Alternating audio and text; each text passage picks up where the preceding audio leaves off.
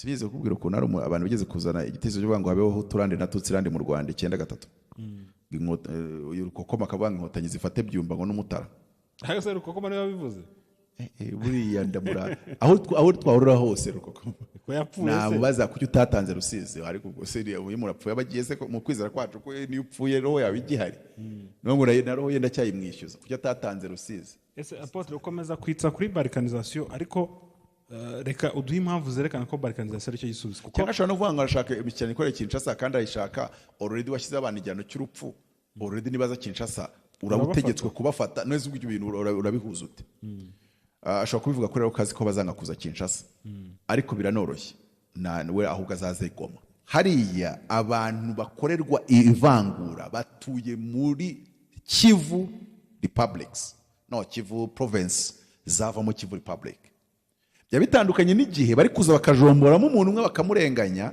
bakajombora undi bakamurenganya kuko iki gihe ntabwo ari ibintu biri gukorerwa zone runaka uretse umuntu wabirwanya witwa FDLR nta wundi muntu nzi warwanya igitekerezo cyo ngo Kivu Republic nivuke kuko hariya muri mu karere wabonye ya Tutsi nakoze umaze kumbaza ikibazo gutya turi ku chattinga yego nanditse ngo mbaye umuhuza nk'abafite n'imbaraga nk'iza Amerika iterura Maduro nagenda nkategeka iki ko habaho referendum igamije balkanisation itowe n'abaturage yego nta kugendera hajya Kinshasa nabo nkabategeka gushyiraho guverinoma noneho y'ubumwe y'inzibacyuho hariya muri Kivu Republic yaba yavutse navuze ko ari guverinoma y'inzibacyuho noneho Kinshasa ho hajyaho guverinoma y'ubumwe bari guverinoma ihuriweho ukemuye ikibazo cyo muri Kongo gusa ugaceceka hari igihe ejo cyazaturika cya kigatutumba so fata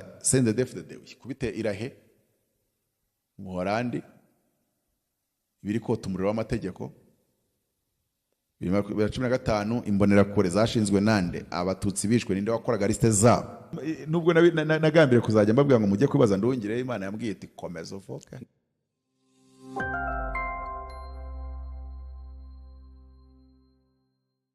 Yes, reka nanjye gusuza kandi ngushimira ko warahisemo iyi channel by'agaciro gakomeye cyane kubugarutse kubana natwe umwanya nk'uyu nguyu reka ngushimire aho waba dukurikiye uri hose yaba bari hano mu Rwanda cyangwa se hanze y'igihugu cy'u Rwanda nk'abari Burundi tubafite abakunzi benshi cyane abari muri za diaspora zitandukanye mwese amahoro ya Nyagasani abane namwe kuri kamera ndi kumwe na Professor Apotre Mutabazi nishimiye ko kwakira Apotre murakoze kunyakira meze neza yanda amahoro kiganiro twajyanye kuri telefone numva kuvuga ati umuntu bita Gisegeti agomba kugenda uyu mwaka byanga bikunze we ntago bivuze ngo agomba kugenda ahubwo azafite akaga azabashofe kabisa azabashofe bimurenge ni ukuvuga ngo abantu bo muri guverinoma ye bazasubiranamo bamwisubire nyine abantu bazi ukuntu habyara byabimumereye 9 guhera mu kwa 4 nyine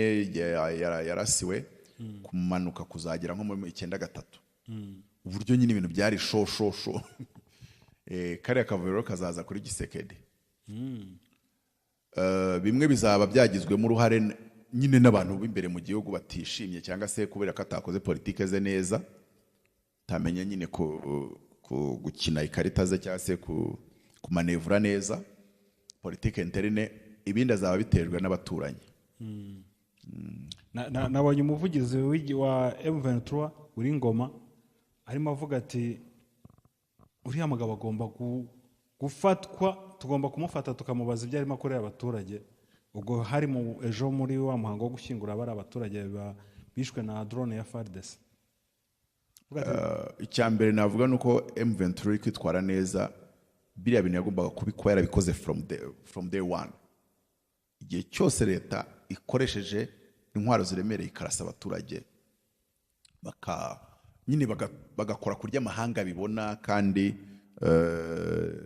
nyine igikorwa nka kiriya cyo kubashyingura mu cyubahiro kwakira imirambo yabo nyine leta kuko iragenda itabagura abaturage iyo hirya nkaho nta cyabaye ariko igihe cyose umuturage ari bupfe bakamugaragaza bakamushyingura mu cyubahiro bakanamuryoza nyine nyiri kubishyira mu bikorwa cyangwa se nyiri kubigiramo uruhare icyo gihe nyine no kugira kuko intwaro zisigaye ziri uyu munsi ni tire de prescription urasa icyo wabonye urasa uwo wabonye ntabwo ari intwaro za kera ugenda uregera rero nyine ugomba kubibazwa isi ubundi kuri ubuyobozi bw'igihugu ni gute urasa mu baturage ukoresheje drone na skoy kubera iki gute ese M23 ijya gufata Goma ikayifata nta ikoresheje uburyo bigaragara ko idashaka hagira upfiramo nuko iyo ko iramutse ishatse gutera amakompra mu mujyi atari bwo byakoroha but why do that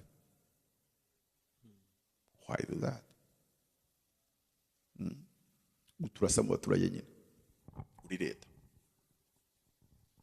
so rero kiriya cyo gusa nyine agiye kugira ibibazo uyu mwaka arawugiramo ibibazo pe arawugiramo tension nyinshi imbere mu gihugu ubone ko bamurakariye ubone ko nyine ari kubizwa icyuya n'abakorana nabo bamwe bagenda bafata urundi ruhande bamwe bagenda bamuvaho uyu mwaka rero uramubera umwaka mu gihe abandi bari mu mwaka w'amata n'ubuki bamanza uramubera wa tangawizi na tungurusumu n'ibindi ibintu bya kamurari bizamugora cyane ko azaba ari mu kuboko nyine ko gutsindwa kwe bityo abantu b'imbere bazaba barakaye ariko hazaba harimo n'ukuboko kw'abaturanyi so rero urumva iyo abaturanyi wenda bagize ukuboko mu kintu runaka nawe usanzwe uri kwitwara nabi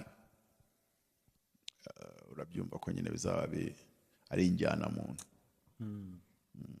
ariko nyewe ibintu byahara bikomeje kunshanga ejo bundi bagize gutya bavuye mu masezerano hari ibya Doha ntago birimo gukora none numvisha bavuga ngo barashaka gusubira muri Angola ubundi biriya byo umusaruro ahubwo sinumvisha ahubwo Kisekadavuga ko ashaka kuzagana na M23 bagana Kinshasa ahubwo ariko urumva nyine yabisabye Lorenzo akabahuza ariko bahuriye Kinshasa something like that shaka imbaza iki none se ko ngemba nibaza iyo mishyikirano yose ibya Doha ngo babivuyemo ngo bajye Kinshasa ubundi ibyo bivuze iki barwanye bakamenya ngo baratsinze cyangwa hari abatsinzwe aho kugira ngo bahore batubeshya batujagaraza wa mugani wawe ngo kutujagaraza muri politike kujagaraza no kubeshya ni ibintu bibaho bisanzwe ntago ari ibintu bidasanzwe ahubwo ni ukwibaza Kisekedi azabyungukamo iki ryari gute wabonye ko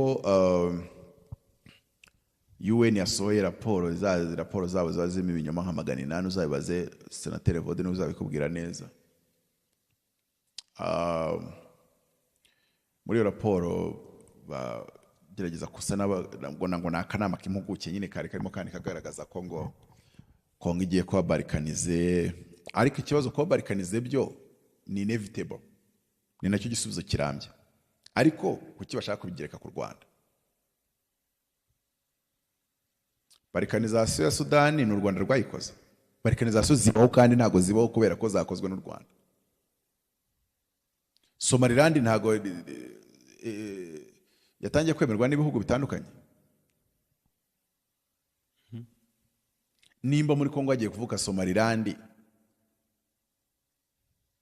kuki bigomba kwitwirirwa u Rwanda ngo rugiye gucamo igihugu kabiri ngo numara kugicamo kabisa rero bigenze gute ruzagera uza gusoresha muri icyo gice cyavutse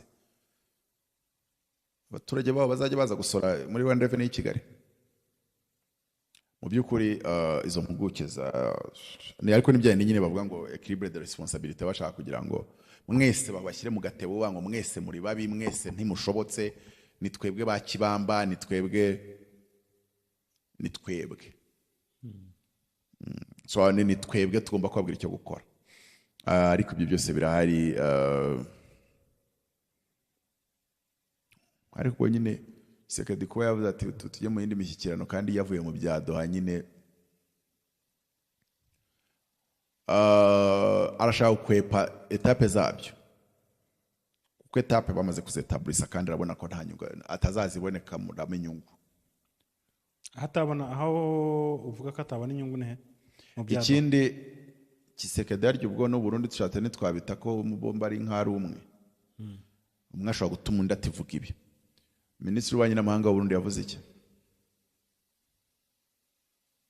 dogiteri kandi nkashobora kuba yarize ububanyi n'amahanga ariko nyine yitwara nk'umuntu utarabyize muri communication ze yarifashe ashinja Qatar kubererekera u Rwanda cyangwa kubangamira guhengamira ku Rwanda cyangwa se kuba igikoresho mu buryo bumwe cyangwa ubundi. Umuntu wese uzi diplomasi ntabwo ashobora kwakuzinga umuhuza ngo wumve ko biri burangire bitese. Ahubwo iyo uzi diplomasi neza n'uwo mushyikirana niyo wabizi ko adafite good faith ubushake nyine muri kuganira kubeshya ariko mu mvugo ya diplomasi wirinda kubishyiramo. Nuko wenda ibyo ngibyo mbivuze na wasa ushobora kubibona ku mpande zombi. Ariko diplomasi nziza umuntu ubona ko ubeshya ariko ugakomeza gukina nkaho utabibona.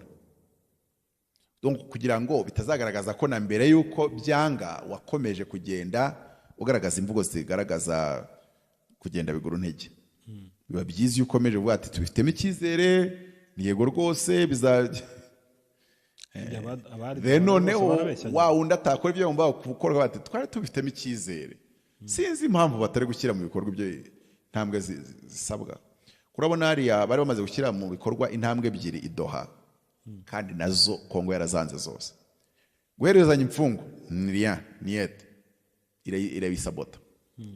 Iravuga ngo natwe muduhereze imfungwa z'intambara mwahinduye abakomando. Ariko bakibagirwa ko droit de choisir niyo umuntu afunzwe bakifite.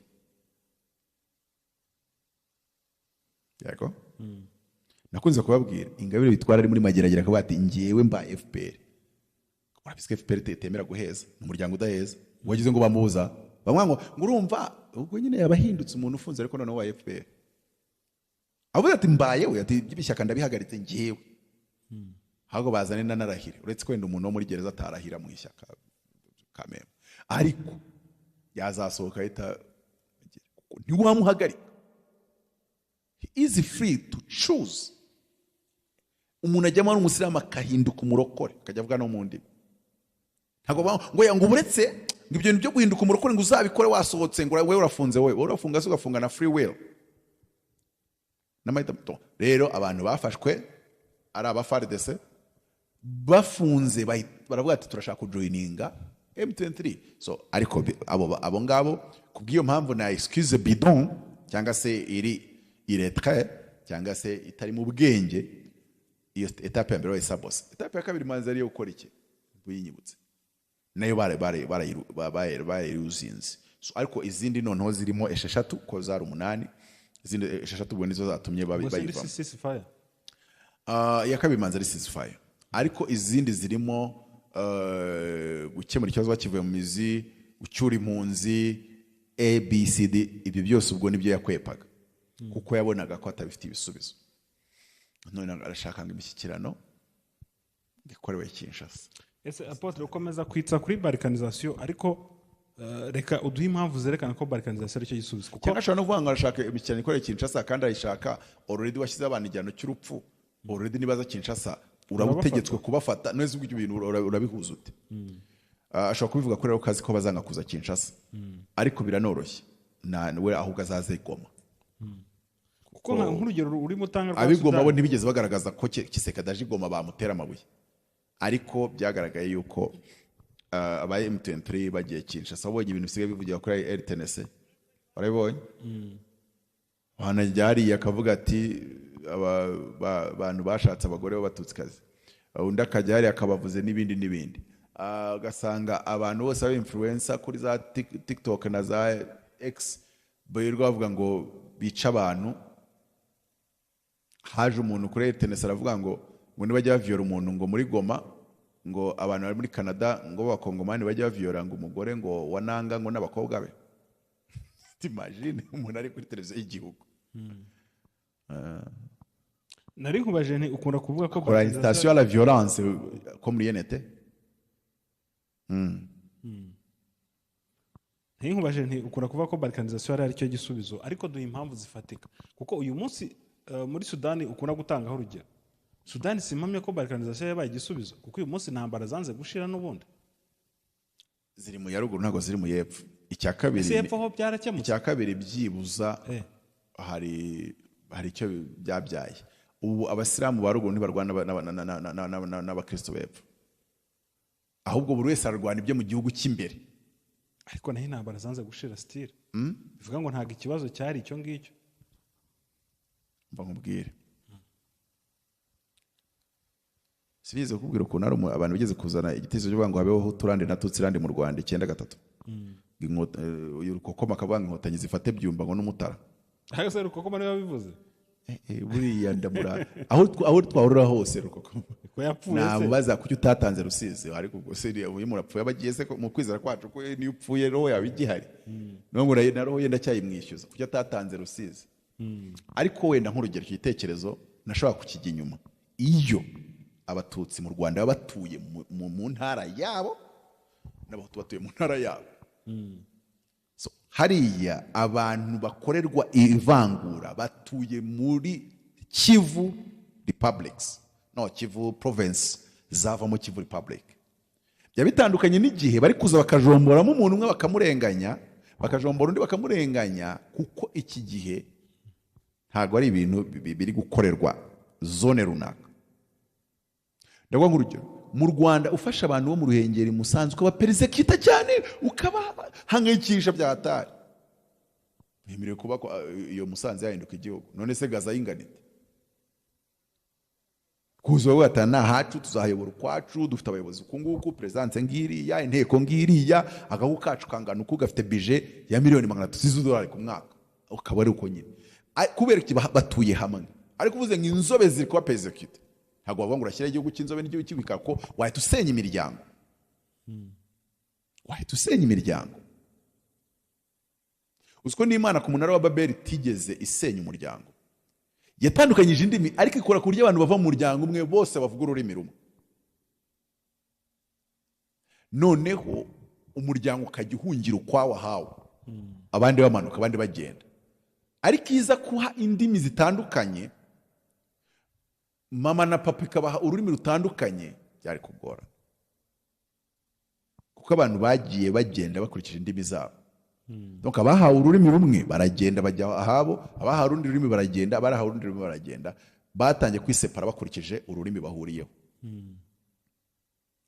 Rero Imana ntabwo yigeze iseparating a family. So tugaruka kuri ibyo bavuga byo muri Kongo. Nta balkanization ni igisubizo cyane ko nta muntu urandeba mu maso ngambwire ngo balkanization imaze kuba intambara yazatutumba yazavuka hehe igamije iki, uretse umuntu wabirwanya yitwe FDLR. Nta wundi muntu nzi warwanya igitekerezo cyo bango Kivu Republic nivuke, kuko hariya muri mu karere ubonye ya Tutsi nakoze umaze kumbaza ikibazo gutya turi ku chatinga. Yego nanditse ngo mbaye umuhuza nk'abafite n'imbaraga nk'iza Amerika iterura Maduro, nagenda nkategeka iki ko habaho referendum igamije balkanization ariko itowe n'abaturage. Yego nkuko byagenze muri Donbass hariya bagatora kujya kuri side y'Uburusiya. Icya kabiri nkabwira M23 yuko ikore guverinoma y'inzibacyuho, nkategeka ko havuka amashyaka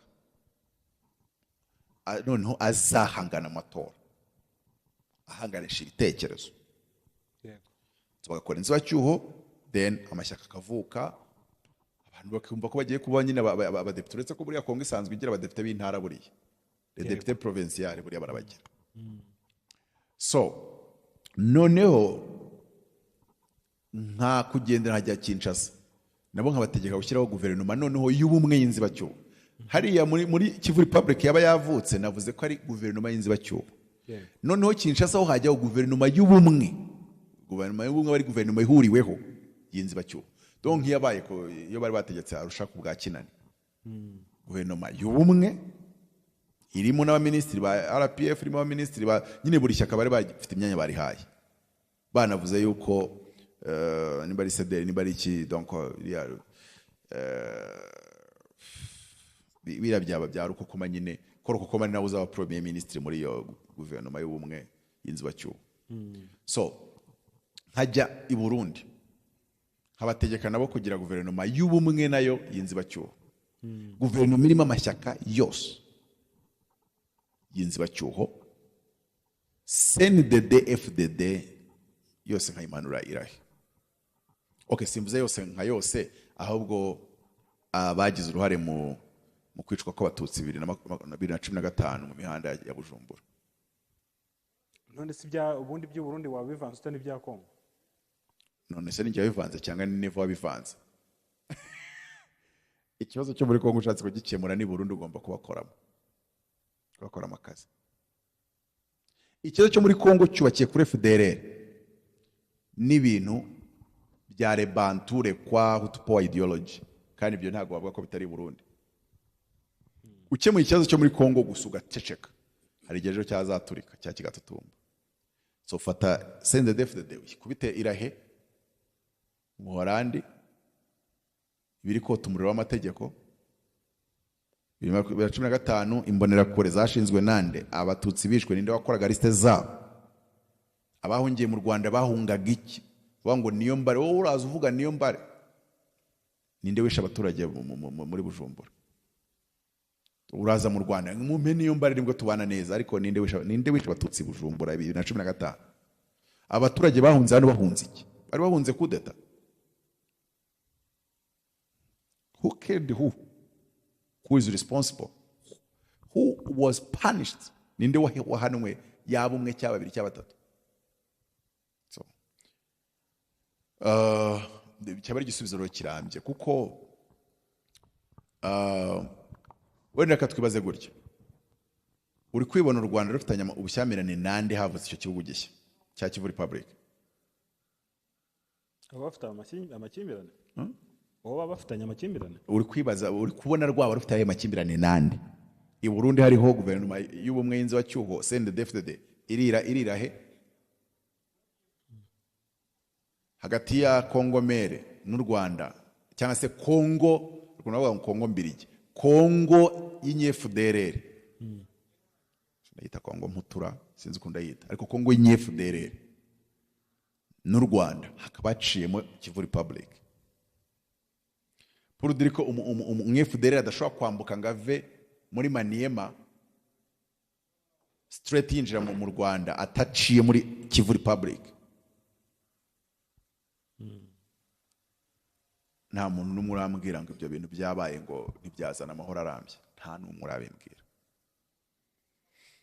So niyo mpamvu rero nkunda kuvuga yuko cyaba ari igisubizo kirambye cyane ko amategeko ashyirirwa abaturage. Niyo mpamvu mu itegeko nshinga mu Rwanda ingingo ya mbere banga ubutegetsi butangwa n'abaturage, ariko buriya butangwa n'abaturage ngo bunakorera abaturage buriya, ni nacyo twumvikanisha. Bivuze ngo amategeko yose yandikwa mu gihugu harimo nayo ya sovereignty aberaho inyungu z'abaturage. Rero nimba itegeko rya sovereignty kuryirengagiza hakabaho balkanization nayo itowe n'abaturage, ntago biba bikiri irigo. Iyo abaturage bashaka kugira ngo bigenge, urabareka bakigenga, as simple as that.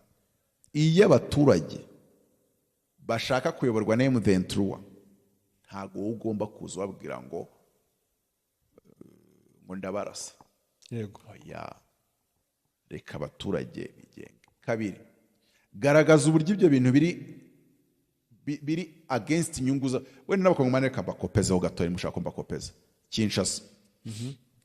Abavugana na Kisekedi baze kwimubwira, mushaka uburyo mugaragaza uburyo M23 yoboye kariya gace bitari mu nyungu z'abagatuyemo, kandi ntabwo mushobora kubishobora. Mugaragaza uburyo mukihayoboye ariko bari mu nyungu, kandi bishoboka. Muhayoboye abantu bafatwa ku ngufu, induru zikavuga, ivumbi rigatumuka. Yego. Kuva M23 yahafata, nta mukobwa w'umunyamurenge, nta mukobwa w'umunyamasisi, nta wari wafatwa ku ngufu. Ariko mukihayoboye byabaga ari kubera mu gitondo kujya ku mugoroba. Ahubwo Denis Mukwege katatubwira ibitaro byawe warabifunze, kukamema abantu babaga bafashwe na za Katanyama na zagira gute ntago zigihari. Ariko uzasanga bamugiye mu matwi ngo bamubwire ati uvuga ko cyakira abantu bafatwa ku ngufu. Bafashwe nande? Ndi kuvuga muri zone ifite, keretse nimba ibitaro byawe bya Panzi bitarabohorwa, aho biri hatarabohorwa.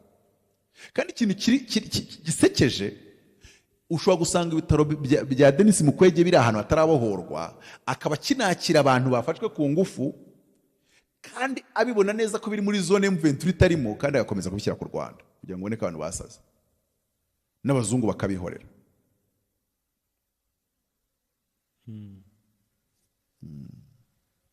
Kuki uri kumbaza ibibazo bakabaye baza Nduhungire? Imyaka yawe nabaye muri umunawe cyangwa no hayi. Ibibazo Nduhungire. Abaye umutwaza ibitabo. Reka ibya komeza umbaze ntacyo ko marise. Reka tubereke ntacyo ibya Nduhungire. Okay, reka komeza umbaze nta kibazo. Reka twigarukire hano rero. Sinakubwiye ko nubwo nagambire kuzajya mbabwira ngo mujye kwibaza Nduhungire, Imana yambwiye iti komeza uvuke. Nubundi ntumye kujya. Ndavuga nanjye nzajya nza rimwe mu kwezi ubwo kugira ngo wowe nk'Imana utazambona nkaho nagusuzuguye. So